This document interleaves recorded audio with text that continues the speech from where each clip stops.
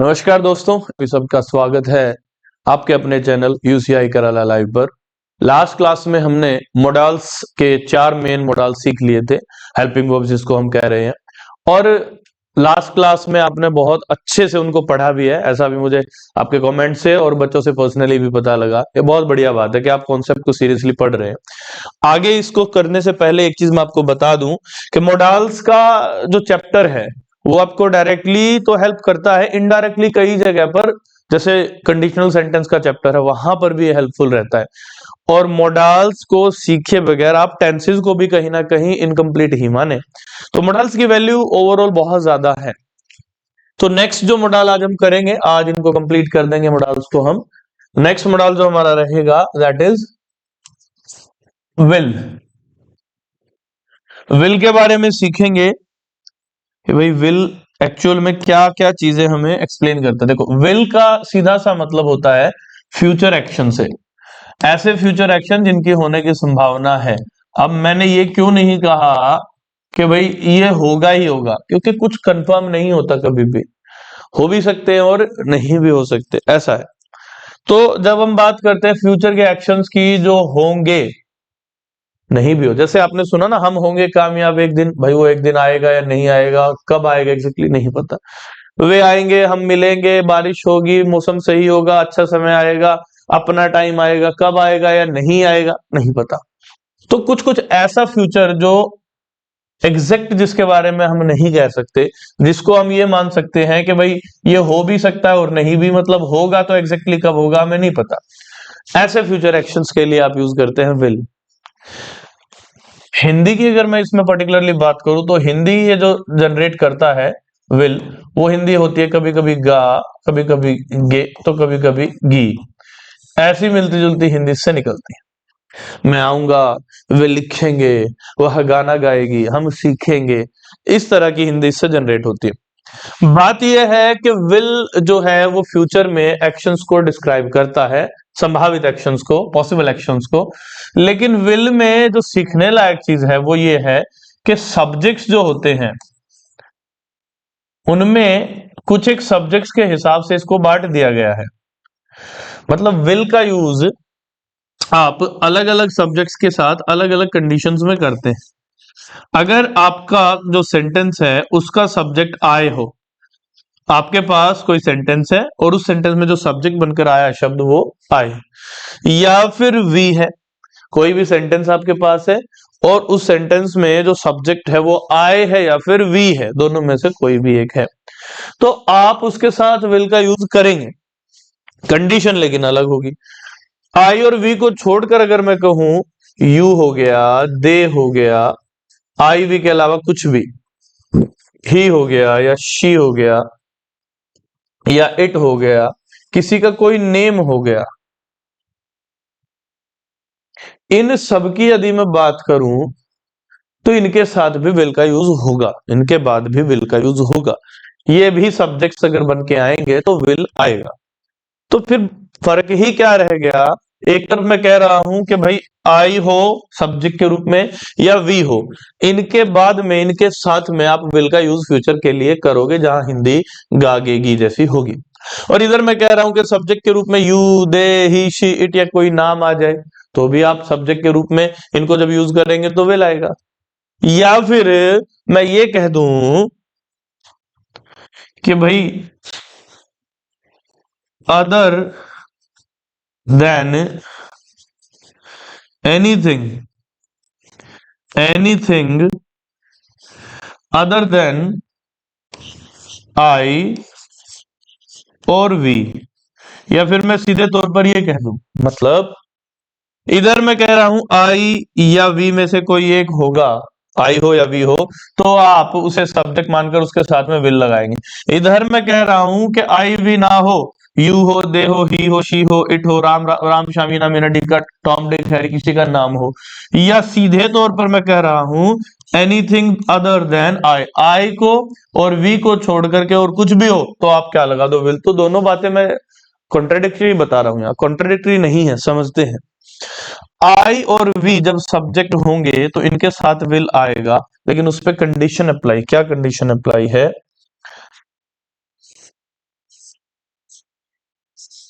Promise, threat, more chances. अगर किसी काम के होने के चांसेस ज्यादा हो, कोई किसी को धमकी दे रहा है, ठीक है, कोई किसी से कोई प्रॉमिस कर रहा, वचन दे रहा है, वायदा कर रहा है, ऐसी सिचुएशंस में आई हो या वी हो तो उसके बाद आप विल लगाएंगे। लेकिन यहां जो कंडीशन है, इधर जो कंडीशन है वो कुछ हटके है, कुछ डिफरेंट है। क्या डिफरेंट है देखते हैं। ये कहते हैं नॉर्मल सिचुएशंस। नॉर्मल सिचुएशंस का मतलब होता है ना तो प्रॉमिस की बात हो, ना ही धमकी की बात हो, थ्रेट की या वार्निंग की, ना ही मोर चांसेस की बात हो, ना ये और ना ये।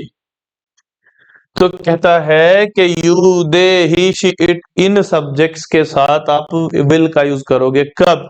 जब सेंटेंस कैसी सेंस आपको देता हो, नॉर्मल सिचुएशंस में सेंस आती हो, नॉर्मल बात हो, साधारण बातचीत हो, तो आप यू के बाद विल लगा दो, दे के बाद विल लगा दो, ही के बाद, शी के बाद नाम के साथ विल लगा दो। आप कब ऐसा करेंगे? जब सिचुएशन होगी नॉर्मल, सेंटेंस होगा साधारण बात वाला। लेकिन अगर साधारण बात ना हो तो विल फिर किसके साथ आएगा? आई के और वी के साथ आएगा। तो अगर मैं कहूं कि जो विल है इसका यूज, विल का use as a modal auxiliary normal situations में होता है, बिल्कुल होता है। फिर मैं कहूं विल का यूज प्रॉमिस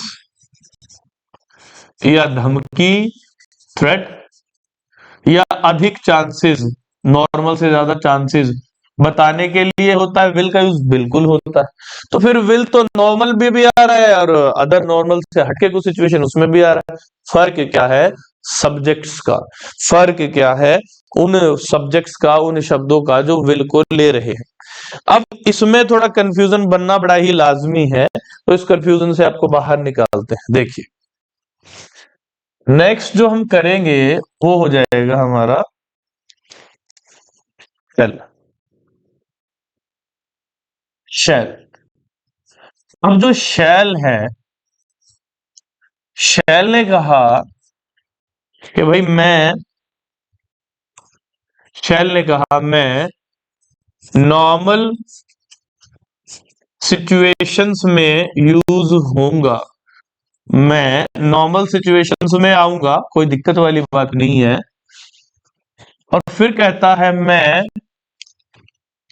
प्रॉमिस कोई किसी को करे तो भी आ जाऊंगा, या फिर कोई किसी को धमकी दे रहा है, थ्रेट दे रहा है तो भी आ जाऊंगा, या किसी काम के होने के जो चांसेस हैं वो थोड़े अधिक बताना चाहते हो कि ये काम होगा ही होगा, पक्का हो जाएगा, ऐसा बोलना चाहते हो तो भी मैं आऊंगा। तो फिर तो ये तो लफड़ा हो रहा है, गड़बड़ हो रही है। यही बात तो विल भी बता रहा है। तो समझते हैं कि अलग क्या है। इसका ऐसा कहना है कि मैं आऊंगा नॉर्मल सिचुएशंस में कब? जब सब्जेक्ट होंगे आई या वी में से कोई एक। अगर आई सब्जेक्ट है या वी सब्जेक्ट है और सिचुएशन है नॉर्मल, तो आप किसका यूज करेंगे? शेल का। ध्यान से समझना है। सेंटेंस को सबसे पहले पढ़ेंगे, सेंटेंस को सबसे पहले पढ़ेंगे फिर डिसीजन लेंगे, उससे पहले नहीं डिसीजन लेंगे। देखिए एग्जाम्पल हमारे पास है we dash come tomorrow, we dash come tomorrow. अब ये सेंटेंस कह रहा है कि हम कल आने के बारे में बात करें, और मैंने आपको ऑप्शन दे दिया, एक तो विल और दूसरा ऑप्शन दे दिया शेल। तो यहां सब्जेक्ट कौन है? वी। वी के बाद, वी जब क्या बन के आया हो? सब्जेक्ट बन के आया हो, तो उसके बाद विल आना चाहिए या शेल आना चाहिए, ये प्रश्न है। तो हम देखते हैं कि भाई आई और वी दोनों में से कोई भी हो, जब वो क्या हो? सब्जेक्ट्स हो, उनके बाद में शैल आता है।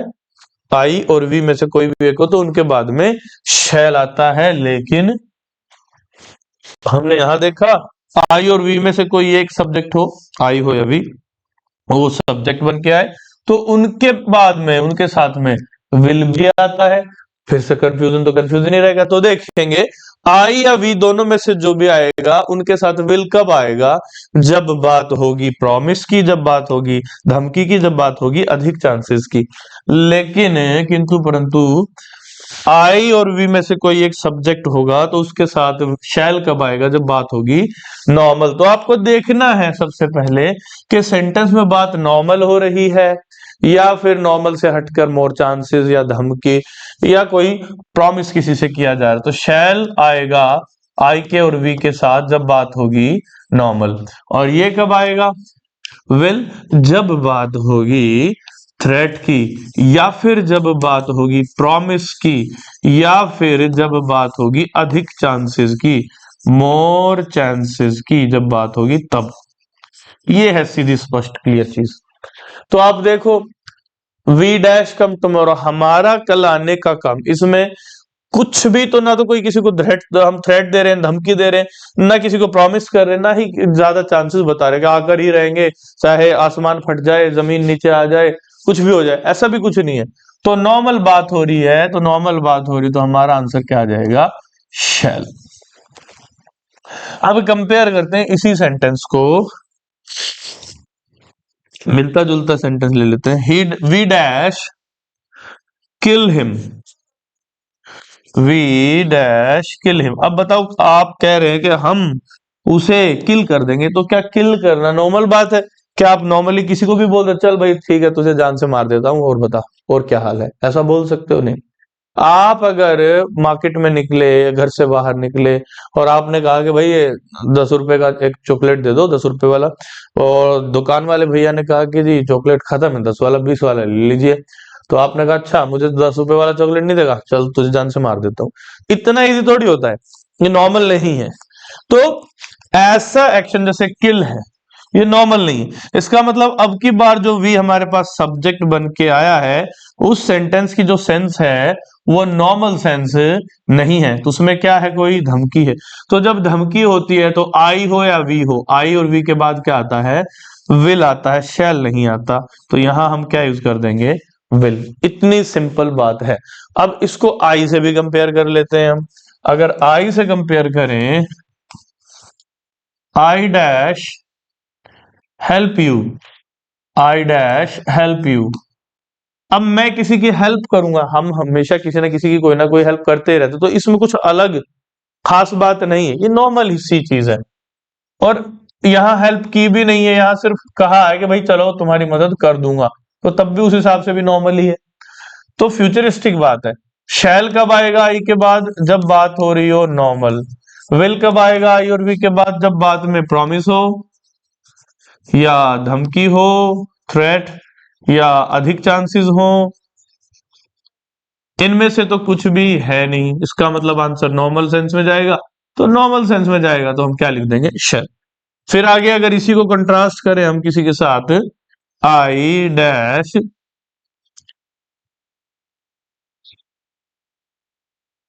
Reach at the exam at any cost. अब ये कह रहा है कि मैं एग्जाम में पहुंचूंगा किसी भी कीमत पर। तो ये जो सेंस है, मैं एग्जाम में, परीक्षा में किसी भी कीमत पर पहुंचूंगा, ये नॉर्मल बात नहीं है। ये हमने क्या बता दिया कि हम इस काम को लेकर थोड़े सीरियस है, अधिक चांसेस है, अधिक प्रायिकताएं हैं, पॉसिबिलिटीज है कि हम इसे कर ही देंगे। तो जब नॉर्मल से हटके बात होती है, जब नॉर्मल से हटके बात होती है, तो आप नॉर्मली शैल का यूज करते हो नॉर्मल सेंस में, किसके साथ, आई और वी के साथ।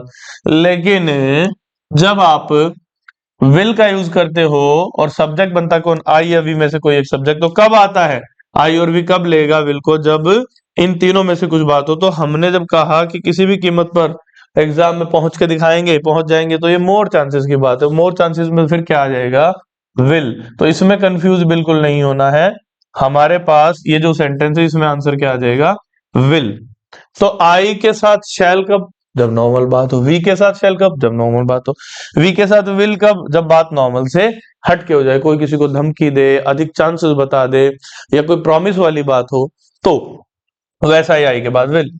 अब अगर इसी को हम यहां समझ लें कि शैल कहाँ आता है, शैल नॉर्मल सिचुएशन में तो आई वी के साथ आता है, लेकिन अगर प्रॉमिस की बात हो, थ्रेट की बात हो, मोर चांसेस की बात हो, तो फिर हम क्या कर देते हैं, फिर हम शैल के साथ इन सारी कंडीशन में किसका यूज कर देंगे, इन सारी कंडीशन में हम यूज करेंगे अदर सब्जेक्ट्स। अदर कौन कौन बच गए, आई और वी को छोड़कर, you, he, she, they, it, किसी का कोई नाम, या सीधे तौर पर कहें आई और वी को छोड़कर बाकी कोई भी हो, आई को छोड़कर और वी को छोड़कर बाकी कोई भी हो, उस सब्जेक्ट के साथ आप मोर चांसेस या थ्रेट या प्रॉमिस की कंडीशन में शैल का यूज करेंगे।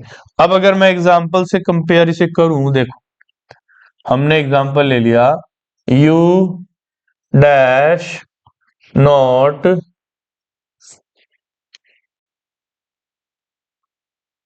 Bring any electronic item with you at the exam hall। आप नहीं लाएंगे कोई इलेक्ट्रॉनिक आइटम अपने साथ एग्जाम हॉल में, तो क्या लेके जा सकते हो, आप कह दो सर ये मेरा फोन ही तो है, इसमें बस नेट चलता है, मैं चीटिंग थोड़ी करूंगा, तो लेके जाने देंगे, नहीं सर ये मेरी स्मार्ट वॉच ही तो है, इसमें तो ब्लूटूथ कॉलिंग है बस, और गूगल वगैरह ओपन हो जाता है, मैं चीट नहीं करूंगा, तो क्या अलाउ करेंगे, नहीं। तो कोई इलेक्ट्रॉनिक या आपका कोई आईपैड है, ऐसे अप्लाई आप करोगे कंडीशन अपनी, तो वो एप्लीकेशन नहीं हो पाएगी। तो आप अपने हिसाब से कुछ भी रूल अप्लाई नहीं कर सकते। तो कहा गया कि आप बिल्कुल भी कोई इलेक्ट्रॉनिक आइटम अपने साथ एग्जाम हॉल में लेके जा नहीं सकते, नहीं जाओगे। तो अब सब्जेक्ट क्या हो गया है, यू, यू और यू के चांसेस हो गए हैं ज्यादा, तो ऐसी बात है जो बिल्कुल गवारा नहीं है, बिल्कुल आपको अलाउ नहीं किया जाएगा, तो ऐसे में हम क्या करेंगे, शैल। नॉर्मली शैल आता है, हाँ किसके साथ, आईवी के साथ। और एबनॉर्मल में नॉर्मल से हटके सेंस हो तो शैल कब आएगा, आई या वी के अलावा कोई भी सब्जेक्ट हो। एक और एग्जांपल देखते हैं, she dash pass the exam by hook और बाय क्रुक। मतलब क्या हुआ कि चाहे साम दाम दंड भेद, अच्छा एक नंबर से या बेईमानी करके वह एग्जाम पास करके दिखाएगी, कर देगी, तो ये कैसी चांस हुए, ये चांस हुए ज्यादा। तो शी के साथ नॉर्मली तो हम क्या लगाते हैं, विल, लेकिन इसमें क्या आ जाएगा, जब चांसेस ज्यादा हुए तो एबनॉर्मल तो शैल। तो ये कहानी थी शैल और विल की, जहां आप बात करते हो विल की, विल आई और वी के साथ आता है, हमने देखा है। और जहां हम बात करते हैं शैल की, तो वो भी आता है। इसके अगर एक छोटे से चार डायग्राम की हम बात करें, तो हम ये कह सकते हैं कि आई और वी जहां सब्जेक्ट होंगे, आई या वी में से कोई एक जहां सब्जेक्ट होगा, वहां आप शैल का यूज करेंगे। कहा, किस सेंस के लिए, नॉर्मल सेंस के लिए। ये बात आपको क्लियर होनी चाहिए। आई या वी में से कोई सब्जेक्ट है और बात नॉर्मल है, सेंटेंस नॉर्मल है, शैल आएगा। लेकिन अगर आई और वी के अलावा कोई और सब्जेक्ट,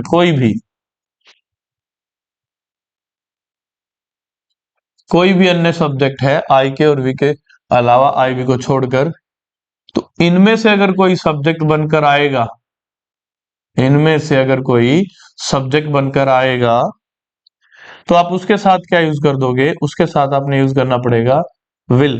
लेकिन कहां कहां विल यूज करना पड़ेगा, नॉर्मल सेंस में, जब सेंटेंस नॉर्मल हो।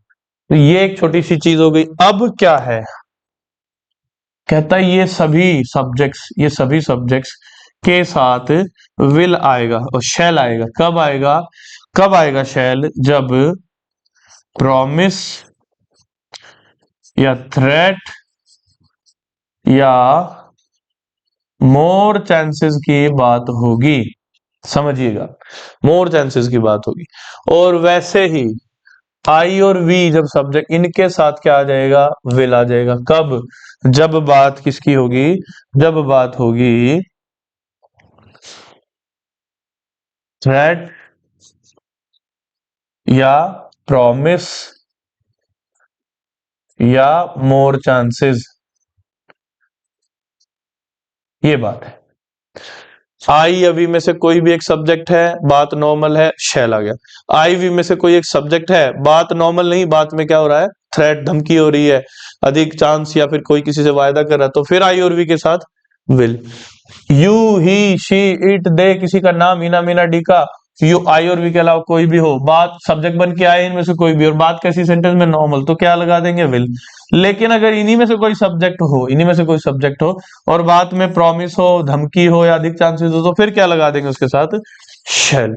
ये बात है, इस तरीके से आपको याद रखनी है। और यहाँ एक नोट भी आता है जो एग्जामिनर कभी कभी पूछता है, ताकि उसे पता लगे कि आपने सीखा है या रट लिया है जस्ट। तो ध्यान रखना है, if the given sentence is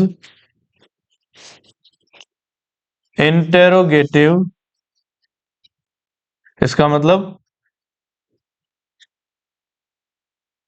shell plus I we is used and will plus other subjects में किसको कह रहा हूं, आईवी को छोड़कर, अदर सब्जेक्ट इज यूज्ड, इस वाली बात को समझ लेते हैं। कह रहा है यदि गिवन सेंटेंस, दिए गए सेंटेंस में, एग्जाम में पेपर में जो क्वेश्चन आता है उसमें इंटेरोगेटिव है सेंटेंस, कैसा दिया गया सेंटेंस, इंटेरोगेटिव है, माने प्रश्नवाचक है, तो शैल आई और वी के साथ आएगा। मतलब आई वी के पहले अगर विल शैल में से कुछ आ सकता, बाद में तो कोई भी आ सकता है, तो आई वी के पहले क्या आएगा, शैल, फिर चाहे बात नॉर्मल हो या प्रॉमिस हो या धमकी हो। और अगर अदर सब्जेक्ट्स है आई और वी के अलावा, इंटेरोगेटिव सेंटेंस, तो पहले हेल्पिंग वर्ब आती है इंटेरोगेटिव में, तो फिर आई वी को छोड़कर कोई अदर सब्जेक्ट, तो उसके पहले सिर्फ विल आएगा, चाहे बात नॉर्मल हो, चाहे बाद में फिर धमकी हो, प्रॉमिस हो, उस वो सारी चीजों को खंडित कर देता है। मतलब अगर इसी चीज को ऐसे समझ लिया जाए कि डैश आई कम टुमारो, अब ये जो सेंटेंस है ये इंटेरोगेटिव है। मैंने कहा गिवन सेंटेंस अगर इंटेरोगेटिव हुआ तो फिर आई हो या वी हो, उसके पहले कौन आएगा, शैल आएगा, विल नहीं आएगा। तो आई है, इसका मतलब यहां हमने भूल जाना है कि कोई कोई कंडीशन प्रॉमिस में है या क्या है, बस फिक्स है यहां पर। फिर आता है डैश यू डू इट, अब यहां सब्जेक्ट है यू, तो फिर कहता है विल के साथ अदर अदर कौन, आई वी को छोड़कर, तो ये यू जो है, ये यू है ना, तो आई है ना ही ये वी है, ये तो अदर है आई वी को छोड़ के, तो फिर क्या यूज होगा, अदर सब्जेक्ट के साथ विल यूज होगा। तो वहां अपने नॉर्मल सेंस और प्रॉमिस वगैरह को नहीं देखना होता कभी भी, कई बार एग्जामिनर दे देता है ऐसे प्रश्न। तो ये हमारा शैल और विल के बारे में जो मेन दो चीजें थी वो हो गई। अब विल के बारे में और शैल के बारे में, विल के बारे में खास करके आपको ये बात समझनी पड़ेगी कि विल और शैल दोनों ही सिंगुलर या प्लूरल सब्जेक्ट के अकॉर्डिंग नहीं आते। आई सिंगुलर है, फर्स्ट पर्सन जरूर है पर है सिंगुलर नंबर, वी प्लूरल है, ये भी फर्स्ट पर्सन है। अब ये पर्सन क्या होते हैं सर, ये कहां से आ गए, प्रोनाउन में मैंने आपको सारी चीजें बताई थी, प्रोनाउन वाली वीडियो नहीं देखी है तो आप एक बार जाके देख लीजिए, बहुत क्लियरली, बहुत अच्छे से आपको चीजें समझ में आ जाएंगी। अब कहता है कि भाई आई तो सिंगुलर है, हाँ जी सिंगुलर है, वी तो प्लूरल है, हाँ जी प्लूरल है, फिर इनके साथ सेम वर्ब शैल कैसे आ सकती है, प्रॉमिस वगैरह के बाद तो विल कैसे आ सकती है, तो यही बता रहा हूं कि मोडाल्स में सिंगुलर और प्लूरल जैसा कुछ भी नहीं होता, और जिन वर्ब में सिंगुलर प्लूरल का फंडा होता वो मोडाल्स नहीं हो सकते। इसीलिए ग्रामेरियंस मोडाल्स को प्योर हेल्पिंग वर्ब्स भी कहते हैं। प्योर हेल्पिंग वर्ब्स का मतलब वे वर्ब्स जो सिर्फ और सिर्फ हेल्पिंग का काम करते, कभी मेन वर्ब का काम नहीं करती हैं, ऐसी ही कंडीशन की वर्ब्स आपकी मोडाल्स होती हैं। तो ये था विल और शैल। विल और शैल के बारे में मैंने आपको पूरी जानकारी जो एग्जाम में हमें पूछी जाती है वो दे दी। अब आगे बढ़ते हैं हम। इसके बाद आता है शुड। शुड समझिएगा, शुड का जो शाब्दिक अर्थ है, जो लिटरल मीनिंग है, वो होता है जनरली चाहिए। शुड का जो शाब्दिक अर्थ है वो है चाहिए। अब चाहिए का तो इसका हिंदी मीनिंग है, लेकिन एक्चुअल में यूसेज कहां कहां होते हैं उसको भी समझ लेते हैं। सबसे पहली बात शुड के बारे में, मॉरल ड्यूटी, हमारी कुछ एक मॉरल ड्यूटीज होती हैं, उनकी सेंस के लिए आपको शुड चाहिए। या इसे ऐसे भी आप मान सकते हो कि कोई किसी को एडवाइस दे रहा है, एडवाइस बोले तो सलाह दे रहा है कि भाई सुबह जल्दी उठना चाहिए, है ना। अब इतनी कड़ाके की सर्दी में मैं आपको सलाह दूं कि जल्दी उठना चाहिए, सलाह तो ठीक है, लेकिन उठेगा कोई? भाई कंबल है, रजाई, सबको अच्छे लगते हैं सुबह सुबह, लेकिन जिसको उठना है, जिसको कुछ करना है, वो भाई उठेगा, अपना कार्य करेगा। उसको सर्दी गर्मी से कोई मतलब नहीं, बरसात से कोई मतलब नहीं है।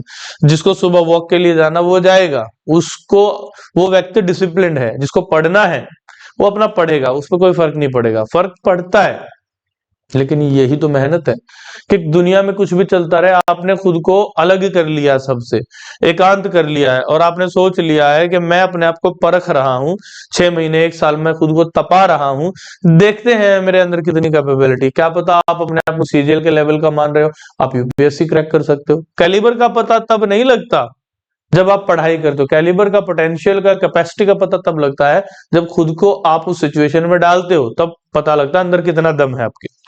तो कोई किसी को एडवाइस दे रहा है कि सुबह जल्दी उठना चाहिए, इतना पढ़ना चाहिए, इतना पानी पीना चाहिए, ये सारी चीजें, या फिर कोई किसी को मोरालिटी समझा रहा है। मोरालिटी मतलब आपको दूसरों से जेलस नहीं फील करना चाहिए, आपको अपने आसपास के वातावरण को साफ रखना चाहिए, दूसरे नेगेटिव लोग हैं आपके अगर आसपास, उनसे दूर रहना चाहिए। तो मोरल ड्यूटीज भी हमारी होती हैं। बड़ों का आदर करना चाहिए, छोटों से प्रेम करना चाहिए, किसी को देखकर धिक्कार नहीं करना चाहिए। ये सारी चीजें शुड ही आपको बताता है। एग्जाम्पल इसमें आप समझ सकते हैं, जैसे कि we should respect, we should respect our elders, हमें अपने बड़ों की रिस्पेक्ट, उनका आदर, उनका सम्मान करना चाहिए। या फिर one should do once duty. अब ये वन कौन आ गया, किसको, उसको उसकी ड्यूटी करनी चाहिए। ये वन जब यूज होता है तो मोरालिटी के लिए यूज होता है, मॉरली हम सबकी बात कर रहा है। वन शुड मतलब हर एक, वन का मतलब हम में से हर किसी को क्या करना चाहिए, अपनी अपनी ड्यूटी करनी चाहिए। तो one should do once duty का मतलब है हर एक को उसकी ड्यूटी, जो भी उसका कर्तव्य है वो उसका निर्वहन करना चाहिए, उसका रोल प्ले करना चाहिए। अब बात आती है पॉइंट नंबर सेकंड की। पॉइंट सेकंड में शुड का देखो क्या होता है, in direct speech if shall is given,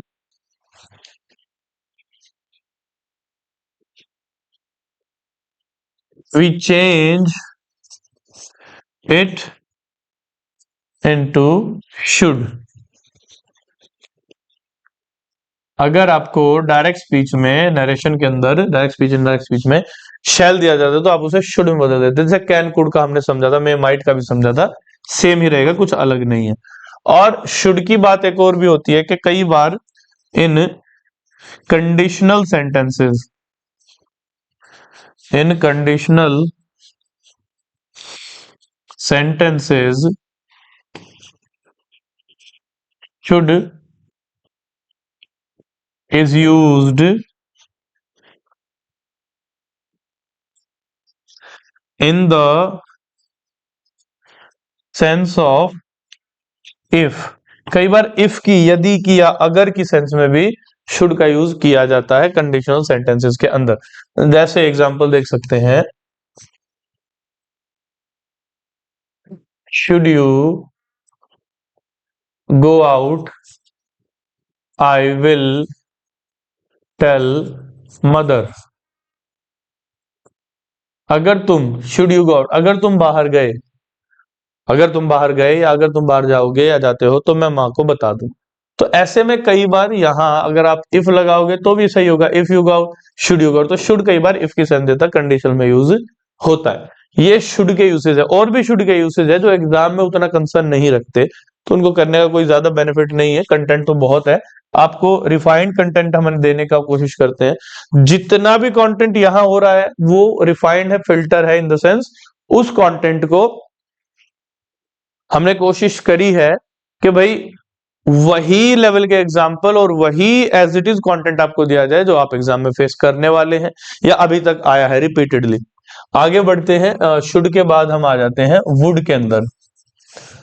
अब भाई वुड की बात करते हैं। वुड, देखो सबसे पहली बात वुड के बारे में जो होती है, in direct speech, direct speech में जब आप जो विल आता है, जो विल है उसे वुड में बदल दो। अगर विल दिया गया है डायरेक्ट स्पीच में, तो जब इनडायरेक्ट लिखते हो तो उसे वुड में बदल। इसका एक एग्जांपल भी ले ही लेते हैं, देखिए। He said to me, comma, inverted comma start, Rohan will come. ठीक है, रोहन विल कम। अब ये जो सेंटेंस है इसको हम, ये डायरेक्ट स्पीच में हम इनडायरेक्ट में बना देते हैं। तो ही का ही ये चेंज नहीं होता, ही सेट टू बिकम स्टोर्ड, क्योंकि ये अफर्मेटिव सेंटेंस है। तो अफर्मेटिव में हम ऐसे ही करते हैं। अगर ये अफर्मेटिव की जगह नेगेटिव होता तो अफर्म नहीं करते, फिर आस्क या इंटरोगेटिव होता उसके अकॉर्डिंग चेंज करते। फिलहाल सेट टू को टोल्ड में बदल रहे हैं, वही सुटेबल है। यहां तक हो गया रोहन। अब आ गया विल। तो विल को मैंने कहा कि विल जब मिलता है तो किसमें बदलते हैं, वुड में। तो विल की जगह क्या लिख देंगे आप, वुड। कम का कम, बाकी कोई चेंज इसमें और इसके अलावा नहीं हुआ। तो कहने का मतलब ये है कि जब डायरेक्ट स्पीच में कोई सेंटेंस हो और आपको इनडायरेक्ट बनानी है, मेक श्योर आप उसे विल अगर दे रखा तो वुड उसकी जगह पर आप लिख देंगे, वो करेक्ट हो जाएगा। आगे बढ़ते हैं। To make a humble request, to make a humble request, बहुत ज्यादा हम्बल रिक्वेस्ट, बहुत ज्यादा रिक्वेस्ट। एक होता है ना कि भाई गिड़गिड़ाना बिल्कुल किसी के सामने, अरे भाई साहब कृपा करके हम ये काम कर दीजिए, भाई साहब कृपा करके आप हट जाइए सामने से, ट्रेन आ रही है आपको उड़ा देगी, है ना। कई बार होता है ऐसे, अजीबोगरीब लोग होते हैं, उनको बेचारों को उन्हीं की जान बचाने के लिए हमें हाथ जोड़ने पड़ते हैं उनके सामने। भाई साहब स्मोकिंग मत कीजिए, शराब मत पीजिए।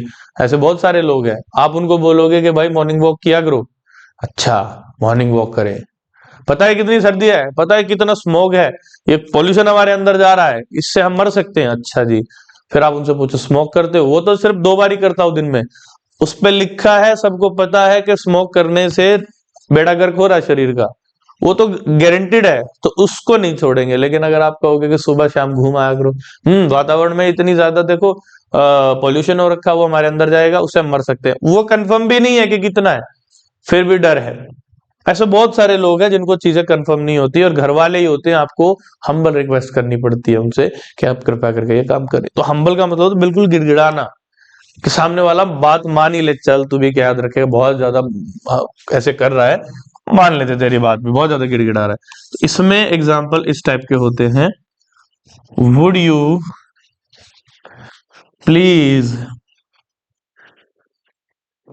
Help me, would you please help me, कृपया करके आप भगवान के लिए मेरी सहायता कर दोगे तो बहुत मेहरबानी होगी आपकी। इस टाइप की लैंग्वेज इससे निकलती है, इसलिए कहा जाता है वुड का यूज आप करते हो बहुत ही ज्यादा पोलाइट रिक्वेस्ट के अंदर। ये वुड का यूज था। अब हम आगे बात करते हैं नेक्स्ट मॉडल की।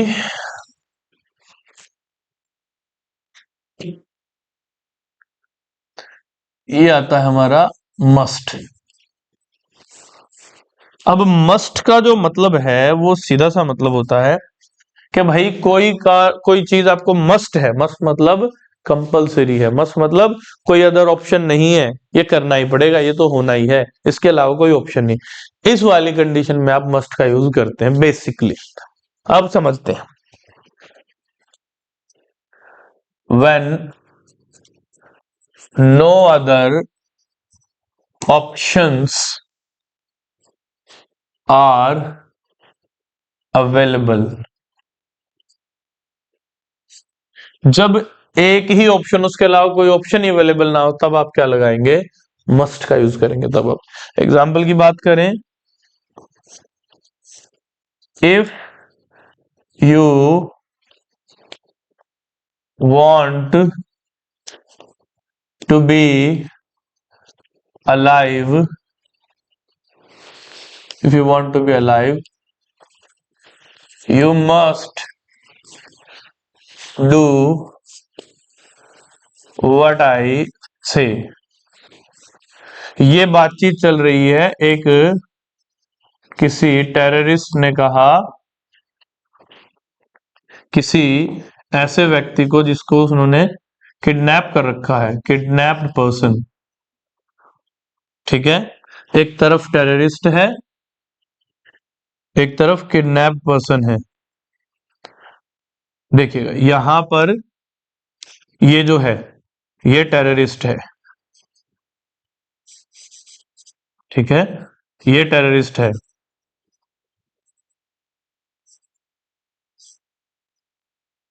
ये टेररिस्ट है और ये इस किडनैप पर्सन को कह रहा है यहां पर कि भाई जैसा मैं कहता हूं वैसा करना पड़ेगा। तो if you want to be alive कह रहा है, अगर तुझे जिंदा रहना है, जिंदा रहना चाहते हो, तो you must do what I से। वो करना पड़ेगा जो मैं आपको कह रहा हूं, उसके अलावा कुछ और करोगे मारे जाओगे। तो ऐसी कंडीशन में आप मस्ट का यूज करते हो। जैसे मान लो, we must pass this exam because after this attempt we will be overaged। हमें ये वाला एग्जाम पास करना ही करना पड़ेगा, क्योंकि इस वाले अटेम्प्ट के बाद हम क्या हो जाएंगे? ओवर एज हो जाएंगे भाई। फिर हम ओवर एज मतलब फिर हमारे पास चांस नहीं बचेगा, तो हमारे पास और कोई ऑप्शन नहीं है। तो मस्ट को वही यूज आप करेंगे जहां कोई और ऑप्शन ना हो। अब बात हमें थोड़ी सी समझनी है कि मस्ट की हिंदी जो होती है लगभग वो होती है जरूर, जो काम आपको जरूर करना पड़ेगा। अब क्या है इसमें, एक आपका ये है ऑट टू, मोडाल है ought to, O U G H T फिर TO2। इसके बाद आता है शुड, शुड, इसके बाद आ जाता है मस्ट। तो इनका कुछ ऐसा है कि सेम सी हिंदी देते हैं। या अगर मैं बात करूं हिंदी की, तो इसकी हिंदी ऑट टू की हिंदी है चाहिए। एक बार को हम कह देते हैं शुड की हिंदी भी है चाहिए, और एक बार को कहते हैं मस्ट की हिंदी भी होती है जरूर चाहिए। कोई काम आपको जरूर करना चाहिए या करना पड़ेगा। तो तीनों की हिंदी लगभग बराबर, तीनों के यूज भी सुनने में बराबर से लगते हैं। फिर फर्क क्या, कहां किसका यूज करें? अगर ऑप्शन में कोई क्वेश्चन बना दिया जाए तो समझिएगा, जहां 0% चांस ऑफ लॉस, अगर 0% चांस है लॉस की, आपको कोई काम करना चाहिए लेकिन नहीं भी करेंगे तो 0% चांस है कि कोई नुकसान होगा, तो आप क्या यूज करेंगे? Ought to. लेकिन आपके पास अगर 50% चांसेस हैं ऑफ लॉस, 50% चांस है कि आपका लॉस भी हो सकता है, अगर आप ये काम करना चाहिए नहीं करोगे तो हो सकता है कि आपको भुगतना पड़े, और फिर आपको लगभग 100% गारंटी देता है। अगर मैं कहूं 100% चांसेस ऑफ लॉस्ट, गारंटी नहीं दे सकते इसमें, लेकिन चांसेस बता सकते हैं। ये तीनों आप देखिए। अब सिचुएशन लेते हैं, मान लीजिए फर्स्ट सिचुएशन हुई, मान लीजिए फर्स्ट सिचुएशन हुई, नंबर दे आप और आपका फ्रेंड स्कूटी पे जा रहे हैं और घर वालों ने कहा कि बेटा हेलमेट पहन लो, और आपने नहीं माना। आपका फ्रेंड बोला अरे भाई नहीं पहनता तेरा हेलमेट। चले गए, रास्ते में पुलिस वालों ने, ट्रैफिक पुलिस ने, अंकल ने आपको रोक लिया और आपका चालान हो जाता, लेकिन आप बच गए। लेकिन आप आधा घंटा लेट पहुंचे अपने एग्जाम में, तो एग्जाम में लेट पहुंचने के कारण आपके मार्क्स कम आए, क्योंकि आप पूरा एग्जाम नहीं कर पाए। ठीक है, मार्क्स कम आए। दूसरे दिन फिर ऐसा हुआ।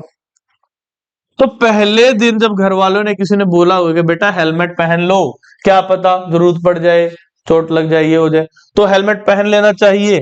तो ऐसे में क्या हुआ कि घर वालों ने भी ऐसे ही बोल दिया बेटा पहन लिया करो कभी कभी, यानी कि 0% चांस थे आपको कोई नुकसान, कोई हानि, कोई क्षति पहुंचेगी लॉस के।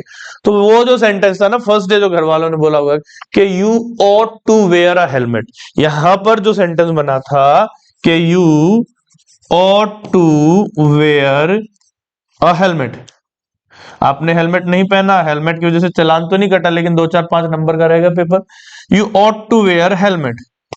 ठीक है, अब you ought to wear helmet, यहां तक तो घर वालों ने बोल दिया क्योंकि भाई नुकसान कुछ हुआ नहीं था। सेकेंड डे फिर आप और आपका वही दोस्त हरफनमौला खिलाड़ी, घर वालों ने बोला बेटा कल लेट हुए थे, हाँ जी, आज तो आपको पहन लेना चाहिए बेटा। तो आज फिर से चांस है कि ट्रैफिक पुलिस मिल जाएगी, तो चांसेस है कि लॉस होगा 50%। तो फिर वो क्या कहेंगे कि भाई यू शुड वेयर हेलमेट, आपको पहन लेना चाहिए। क्यों? क्योंकि आज चांसेस है कि वो फिर से खड़े होंगे, आपको फिर से कम मार्क्स आएंगे, तो शुड की कैटेगरी आ गई। लेकिन भाई आपका फिर ना माने, हरफनमौला खिलाड़ी जो ठहरा, और उसने कहा तेरा भाई नहीं पहनता हेलमेट, अब तो जान पहचान हो गई, कल तो मिले थे पुलिस वाले अंकल, अब तो जान पहचान हो गई, अब तो वैसे ही बोल देंगे अरे अंकल कल भी 10 नंबर का कम अटेम्प्ट कर पाए, आज तो जाने दो। ना माने। थर्ड डे, थर्ड डे क्या हुआ, घर वालों ने कहा कि बेटा जरूर पहन लेना चाहिए, कुछ भी हो सकता है, नहीं माना आपका मित्र, और आपका हो गया एक्सीडेंट। एक्सीडेंट होने के बाद आप फटफटा के घर पे आए, काहे का एग्जाम। अब एक्सीडेंट के बाद फोर्थ डे एग्जाम तो देना था ही। अब घर वाले कहेंगे नहीं, लठ लेके खड़े हो जाएंगे गेट पे कि बेटा या तो हेलमेट पहन, नहीं तो पेपर देने या कहीं पर भी नहीं जाना। तो वो कंडीशन क्या हो जाएगी, मस्ट जाएगा तो हेलमेट पहन के जाएगा, you must wear helmet otherwise you are not going anywhere, नहीं तो बेटा कहीं नहीं जा रहा। तो यहां मस्ट की वो सिचुएशन है जहां वो आपको काम जरूर करना चाहिए, करना पड़ेगा, नहीं करोगे तो वो आपके लिए अलाउड ही नहीं है, सीधी सी बात है। अब इसको दूसरे तरीके से समझ लेते हैं। मान लो डॉक्टर ने कहा कि आपको 10 लीटर पानी पीना चाहिए, आप पी रहे हो 9 लीटर्स, तो डॉक्टर कहेगा कि भाई आपको 1 और लीटर ऐड कर लेना चाहिए।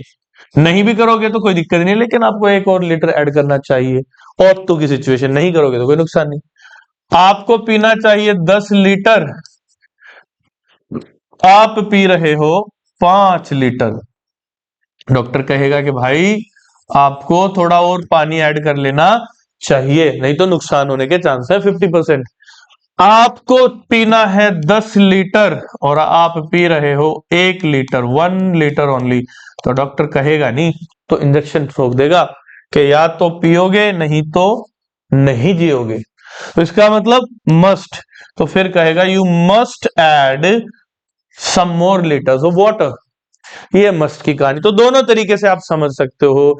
ये कंपैरिजन इसलिए कि कई बार क्वेश्चन ऐसा आया है, डिटेल प्लस में भी देखने को मिले हैं, एसएससी में भी, कि भाई ऑप्शन में यूज टू, शुड और मस्ट तीनों को देता है, एक कोई और ऑप्शन देता है जो सबको पता होता है कि नहीं आना आंसर। बट क्योंकि तीनों में हिंदी मेनली मिलती जुलती है, तीनों की सिचुएशन ये कि ये काम करना चाहिए, करना चाहिए, करना चाहिए, तो आपको एग्जैक्टली पता होना चाहिए कि कहाँ कौन सा यूजेबल है। ought to का इसके अलावा कोई यूज नहीं होता, शुड का इसके अलावा जो यूज है हमें पहले ही पता है, मस्ट के जितने यूसेज हैं हमने कर लिए, मस्ट के यही यूसेज होते, तो कंपैरिजन से आपको अच्छा खासा समझ में आ जाए।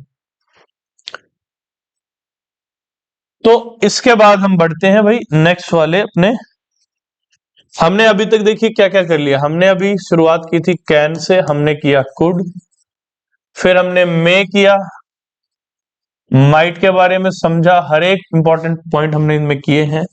हमने विल किया, हमने शैल किया, फिर वुड किया, शुड किया, ought टू भी हो गया, अभी अभी हमारा उतना ही होता है ought टू, और मस्ट हो गया हमारा। ये सारे हमने कर लिए। अब हमारा बचता है यूज टू, डेयर और नीड। अब देखिएगा 1 2 3 4 5 6 7 8 9 10 11 12 13, टोटल ये 13 होते हैं। उसमें से जो 9 थे जिनको हम कहते हैं pure vowels, sorry pure modals या प्योर हेल्पिंग वर्ब्स, तो ये तो हो गए 3।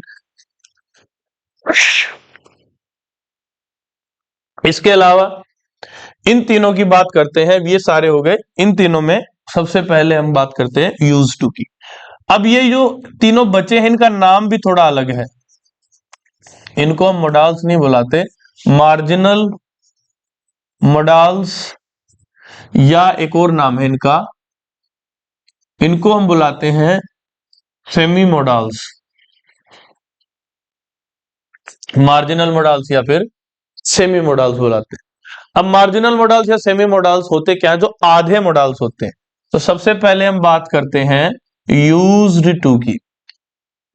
यूज्ड टू, तो ये मोडाल का भी काम करता है और ये मेन वर्ब का भी काम आपको करके देता है। दोनों ही काम इसके होते हैं, मोडाल का भी और मेन वर्ब का भी। तो जो यूज टू है मोडाल में आपको क्या बताता है? सिर्फ एक काम इसका होता है, पास्ट हैबिट। पास्ट हैबिट इसका मतलब है कोई व्यक्ति पास्ट में कुछ एक्शन या कार्य या क्रिया किया करता था। ये इसका मीनिंग होता है कि कोई आदमी पास्ट में कोई काम किया करता था। मेन वर्ब के सेगमेंट में जब इसे हम पढ़ते हैं तो ये कुछ कुछ ऐसे आता है, V1 V2 V3 और फिर VING और V1 प्लस SES। इस सेगमेंट में फिर ये आता है, जैसे use, second form used, third भी यूज्ड, ING में यूजिंग और SES में यूजेस, जो कि सिंगुलर थर्ड पर्सन के लिए बनाई गई। ऐसे ये मेन वर्ब में आता है और इस टाइप से ये पास्ट की हैबिट में एज अ मॉडल। जो मॉडल्स हैं, ध्यान रखिए, जो मॉडल्स हैं वो होते क्या हैं? Basically helping verbs. तो एक तरफ तो ये मेन वर्ब है, दूसरी तरफ modal, modal is equal to helping verb, यानी एक तरफ तो मेन वर्ब है और एक तरफ हेल्पिंग वर्ब है। तो पंगा ये होता है इसके यूज में कि कई बार क्वेश्चन टैग से भी आता है, कई बार डायरेक्टली भी क्वेश्चन पूछ लेता है कि जब पास्ट हैबिट आपको बतानी है तो किस टाइप की पास्ट हैबिट बतानी है। देखिए, वह यहां आया करता था, तो हम कह सकते हैं he used to come here. इस टाइप से he used to come here. बात ये हुई कि यहां जो ये यूज था, यूज टू था, ये एक मोडाल था। Modal is equal to helping verb, ये हेल्पिंग वर्ब का काम कर रहा है। तब इसका, अब ये खुद हेल्पिंग वर्ब है तो इसका मतलब इसने मेन वर्ब ली है। मेन वर्ब क्या होती है? इसके जस्ट बाद वाली। ये खुद मेन वर्ब का काम नहीं कर रहा। जब ये मेन वर्ब होगा, जब ये मेन वर्ब होगा तब इसका मतलब होगा इस्तेमाल करना, प्रयोग में लाना। अब आप कहेंगे सर ये अलग अलग हो रहा है, तो भाई पहले इसे जानो फिर उसे जानो। अलग अलग करके आप करोगे तो पूरा समझ में, पहले ही मन मत बनाओगे, कंफ्यूजिंग है। तो पाउडर, डिटर्जेंट पाउडर का ऐड भी आपने देखा ना, पहले इस्तेमाल करें फिर विश्वास करें। पहले इस्तेमाल करो फिर आपको धीरे धीरे चीज समझ आएगी। जो जब सेंटेंस में मेन वर्ब यूज्ड टू के अलावा कोई हो तो समझ जाना कि यूज्ड टू खुद क्या है? Helping verb. अगर मैं सेंटेंस लिखूं, अगर इस टाइप का सेंटेंस बने, ही यूज्ड माई फोन।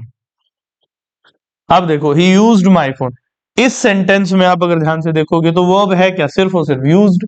तो यूज्ड कौन सा क्या मानी जाएगी, मेन वर्ब, क्योंकि यूज्ड के साथ टू आता है तब कहीं जाके वो मोडाल का यानी हेल्पिंग वर्ब का काम करता है। यहां तो जो यूज्ड है आपके पास वो तो सीधा है कि वो मेन वर्ब, और मेन वर्ब की कौन सी फॉर्म है, सेकंड फॉर्म है। थर्ड होता तो कोई हेल्पिंग वर्ब एडिशनल उसके पहले होती। अब ध्यान देते हैं कि अगर इसकी फॉर्म्स हैं सारी, तीन मेन फॉर्म और दो ये एडिशनल जो हम इन्फ्लेक्शंस बनाते हैं, ये तो ये मेन वर्ब का काम करेगा, लेकिन मोडाल्स में ये फिक्स होगा। फिक्स कैसे होगा, ही एक सिंगुलर सब्जेक्ट है। अगर मैं इसकी जगह लिख दूं we use to come here, हम यहां आया करते, फिर वह की जगह क्या बोलेंगे हम। फर्क क्या है, वी तो है प्लूरल सब्जेक्ट के तौर पर और ही है सिंगुलर सब्जेक्ट के तौर पर। तो मोडाल जो होते हैं ऐसी हेल्पिंग वर्ब है जिसका सिंगुलर प्लूरल सब्जेक्ट से कोई लेना देना नहीं है। सिंगुलर सब्जेक्ट के साथ भी सेम मोडाल्स आते हैं, प्लूरल सब्जेक्ट के साथ भी सेम मोडाल्स आते हैं, इसीलिए। लेकिन जब ये मेन वर्ब होगा तो खास करके प्रेजेंट की अगर मैं बात करूं तो सब्जेक्ट्स के हिसाब से कभी कभार तो यूज, और अगर सब्जेक्ट सिंगुलर थर्ड पर्सन में हुआ तो फिर यूजेस, यूज के साथ एस जुड़ करके भी आएगा। ये ऑप्शन हमें मेन वर्ब में ही मिलता है लेकिन मोडाल्स में नहीं मिलता बेसिकली। अब अगर बात करें दोनों के कंपैरिजन की तो देखिएगा, they used to help us. अब they use to help us में हेल्प का काम हो रहा है, यानी मेन वर्ब तो हेल्प है ना, और यूज क्या है फिर मोडाल है। मोडाल बोले तो क्या है, हेल्पिंग वर्ब है, ये खुद हेल्पिंग वर्ब है और ये मेन वर्ब है।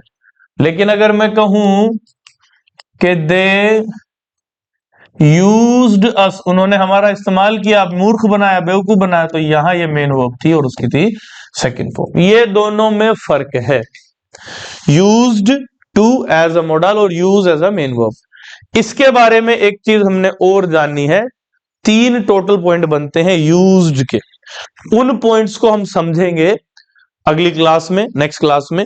यहां तक आपने रिवाइज करना है चीजों को।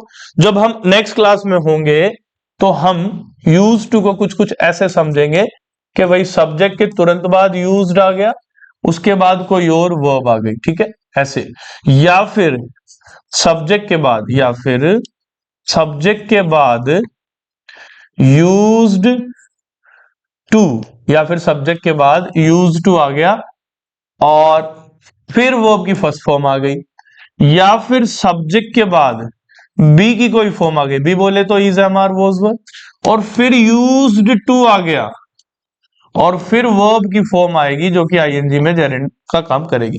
ये तीन पॉइंट हमें इंपॉर्टेंट अभी इसके करने हैं। क्वेश्चन क्या होता है, क्वेश्चन ये होता है कि after used to which verb form should be use, कौन सी वर्ब फॉर्म का इस्तेमाल हम करें, ये मेन क्वेश्चन होता है। तो ये हम करेंगे नेक्स्ट क्लास में। तब तक के लिए आप सबसे मैं एक्सपेक्ट करूंगा कि आप वीडियोस को बहुत ध्यान से देखेंगे, कमेंट्स के जरिए अपने विचारों को हम तक पहुंचाएंगे और सर्दी से बचे रहेंगे, परीक्षा में ध्यान लगाएंगे क्योंकि परीक्षाएं आ रही है। मिलते हैं आपसे नेक्स्ट क्लास में। और चैनल को सब्सक्राइब करने के बारे में आप अगर नहीं सोच रखे हैं अभी तक, बहुत बड़ा जघन्य अपराध कर रहे हैं, उसको आप सब्सक्राइब कर लीजिए, वीडियोस को शेयर करें और अच्छे लगे तो लाइक भी करें। धन्यवाद।